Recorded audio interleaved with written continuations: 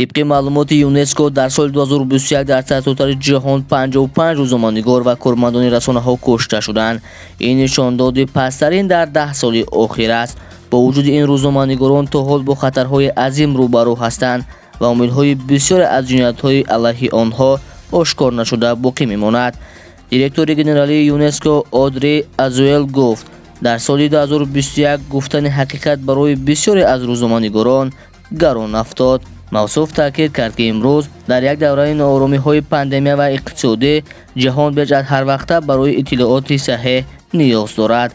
سرور یونسکو دعوت کرد که من بعد برای فعالیت یگان مانع ایجاد کردن نشود تا روزنامه‌نگاران در فضای بهتر کار کرده جامعه را به معلومات دقیق و سنجیده شده تامین کنند.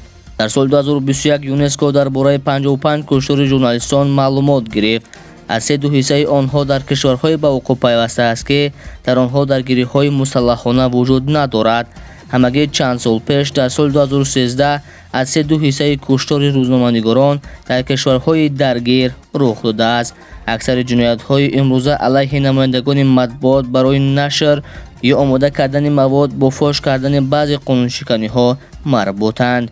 نبی جانی سید ابرار برای روزنامه خطلان.